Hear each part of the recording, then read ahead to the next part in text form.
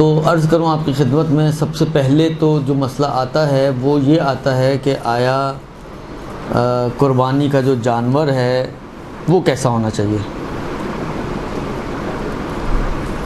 آپ کو معلوم ہے کہ قربانی جو ہے بھیڑ بکری، گائے یا اونٹ، ان تینوں میں سے کسی بھی حیوان کی قربانی کی جا سکتی ہے۔ اچھا، یہ جو 10 ذی الحج کو قربانی کرتے ہیں ہم، اس کی دو قسمیں بنائی جاتی ہیں عام طور پر۔ ایک 10 ذی الحج کی وہ قربانی ہے کہ جو حاجی کرتا ہے منی کے میدان میں، یہ واجب قربانی ہوتی ہے۔ حج کے واجبات میں سے ایک واجب، منی کے میدان میں جب 10 ذی الحج کو حاجی پہنچتا ہے تو 3 چیزیں اس پر اس دن واجب ہوتی ہیں۔ پہلی چیز بڑے شیطان کو کنکر مارنا، دوسری چیز قربانی کرنا، اور تیسری چیز پھر بال منڈوانا۔ تو قربانی واجبات حج میں سے ایک واجب ہے، جو منی کے میدان میں جو حاجی حج کے لیے گئے ہیں اور وہاں پہ موجود ہیں ان پر واجب ہوتا ہے کہ وہ کریں۔ اب میں کیونکہ حج کے مسائل کی کلاس تو نہیں ہے یہ اس وقت کہ ہم یہ بحث کریں کہ کسی کے پاس پیسے نہ ہوں کہ کیا کرے گا کیا نہیں کرے گا، وہ ساری کہانیاں چھوڑ دیں۔ دوسری قسم جو ہے وہ ان لوگوں کی قربانی کی قسم ہے کہ جو منی میں نہیں ہیں، غیر منی والے۔ ہم لوگ کہاں بیٹھے ہوئے ہیں؟ کراچی میں بیٹھے ہوئے ہیں۔ کراچی میں تو کوئی منی نہیں ہے، درست؟ یا جو اور دوسرے یعنی منی کے علاوہ اور کسی بھی خطے میں جو انسان موجود ہے، مشرقی دنیا میں، مغربی دنیا میں اور دنیا کے دوسرے کونوں میں، وہ سب غیر منی والے افراد ہیں، غیر منی والے افراد ہیں۔ اور یہ جو غیر منی والے افراد ہیں ان پر قربانی مستحب ہے، درست؟ یہ جو قربانی کرتے ہیں یہ مستحب قربانی ہے۔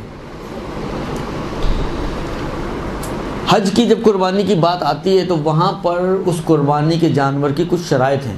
ایسا نہیں کہ جو ملا پکڑا بسم اللہ ذبح کر دیا، نہیں۔ اس کی شرائط ہیں کہ وہ عمر کتنی ہونی چاہیے، ناقص نہیں ہونا چاہیے، وغیرہ وغیرہ۔ اب سوال یہ ہے کہ یہ وہ شرائط کہ جو وہ حج کی واجب قربانی میں جو 10 ذی الحج کو کی جاتی ہے جانور کے لیے جو شرائط ہیں، آیا وہ شرائط مستحب قربانی کے لیے بھی ہیں یا نہیں؟ مستحب قربانی میں جیسا بھی ملے اس کو کاٹا جا سکتا ہے۔ تو تقریباً فقہا کا نظریہ یہ ہے کہ وہ قربانی جو مستحب قربانی ہے، جو غیر منی والوں کی قربانی ہے، اس میں وہ شرائط معتبر نہیں ہیں۔ اچھا ہے اگر شرائط کا خیال رکھیں، لیکن اگر نہ بھی رکھیں کوئی، کیونکہ دیکھیں یہ بات تو واضح ہے کہ جتنا آپ شرائط زیادہ کرتے جائیں گے جانور اتنا جو ہے وہ کمیاب ہوتا جائے گا اور اتنا مہنگا ہوتا جائے گا، اور جتنا آپ ہلکے ہاتھ سے خریدیں گے، آپ نے یہ بھی نہیں دیکھا دانت کتنے ہیں، آپ نے یہ بھی نہیں دیکھا عمر کتنی ہے، آپ نے یہ بھی نہیں دیکھا اس کا کوئی سینگ ٹوٹا ہوا ہے، اس کو کوئی ناک کٹا ہوا ہے، اس کو کوئی دم کٹی ہوئی ہے، اس کو کوئی کان کٹا ہوا ہے، کچھ نہیں دیکھا، آپ نے دیکھا بکرا ہے بے بے کر رہا ہے، اٹھا لے، درست؟ تو یہ نسبتاً پھر قیمت کے اعتبار سے بھی اسی طرح ہی ہوتا ہے۔ اور عید قربان پہ ویسے ہی جو بکرا عام دنوں میں 6-6 7-7 ہزار میں مل رہا ہوتا ہے، وہ عید قربان پہ 15-15 اور 20-20 ہزار میں بک رہا ہوتا ہے۔ ویسے ہی اس کے ریٹس ڈبل تقریباً آلموسٹ ہوتے ہی ہیں۔ پھر آپ 10 نخروں والا خریدیں گے تو وہ ڈبل سے بھی آگے بڑھ جائے گا، اور بغیر نخروں والا خریدیں گے تو ممکن ہے ڈبل پہ ہی کام آپ کی جان چھوٹ جائے۔ تو یہ فقہا کا تقریباً نظریہ ہے کہ جو شرائط حج کی قربانی کے لیے معتبر ہیں، وہ شرائط جو ہیں کیا کہتے ہیں اپنا مجھے ایک ڈاؤٹ ہو گیا، ایک درود بھیجیں محمد والے محمد پر۔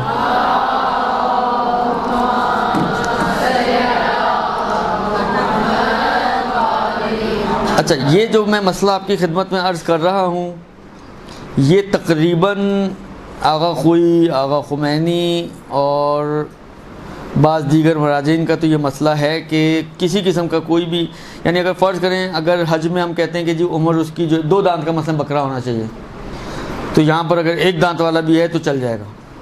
اگر حج میں ہم کہتے ہیں کہ جی اس کا سینگ نہ ٹوٹا ہوا ہو، اس کے جو ہے کان کٹے ہوئے نہ ہوں وغیرہ وغیرہ، تو یہاں پر جو ہے یہ سینگ ٹوٹا کان کٹا بکرا بھی چل جائے گا۔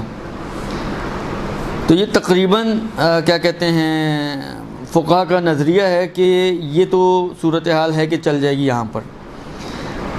لیکن مجھے جو ڈاؤٹ ہوا ہے وہ یہ ہوا ہے کہ آغا سیستانی جو ہیں، مجھے ایک دم میرے کو کلک کر رہا ہے کہ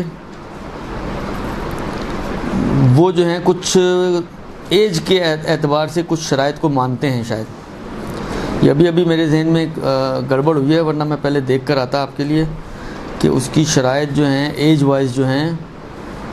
بھلے آغا سیستانی جو ہے احتیاط واجب لگاتے ہیں، بھلے ان کے لیے ایج کی تھوڑی ریسٹرکشن لگائی ہے کہ گائے اور بکری جو ہے، یعنی باقی شرائط تو معتبر نہیں ہے، سینگ ٹوٹا ہوا ہو چل جائے گا، دم کٹی ہوئی ہو چل جائے گا، کان کٹا ہوا ہو چل جائے گا، آنکھ پھٹی ہوئی ہو چل جائے گا، درست۔ لیکن ایج وائز آغا سیستانی کہتے ہیں کہ احتیاط واجب یہ ہے کہ گائے اور بکرا جو ہے وہ 2 سال کا ہونا چاہیے اور دمبا جو ہے وہ 7 ماہ کا ہونا چاہیے، یعنی 7 ماہ سے کم دمبا اور 2 سال سے چھوٹی گائے یا بکری یا بکرا وہ احتیاط واجب کی بنا پر صحیح نہیں ہے۔ اب احتیاط واجب ہے، آپ کو معلوم ہے احتیاط واجب میں بہرحال رجوع کی گنجائش تو ہوتی ہے، تو اس مسئلے میں اگر آغا وحید خراسانی کی طرف رجوع کر لیا جائے تو وہ عمر کی ان شرائط کو مستب قربانی میں معتبر نہیں مانتے، تو نتیجہ کیا نکلے گا؟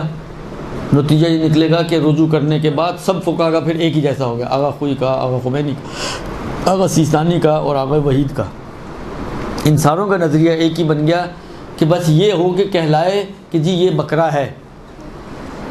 اب کسی مرغے کا نام بکرا مت رکھ دیجیے گا، کہیں اس کا تو نام، یہ تو اس سے پوچھیں گے بھی تو کہے گا میں بکرا ہوں تو بکرا واقعاً بکرا کہلائے، بس اتنا ہو کہ بکرا کہلائے تو وہ کافی ہو جائے گا۔ ایج وائز فرض کریں انہوں نے کہا جی بکرے میں 2 سال ہونے چاہیے، فرض کریں وہ 1.5 سال کا ہے تو بھی چل جائے گا۔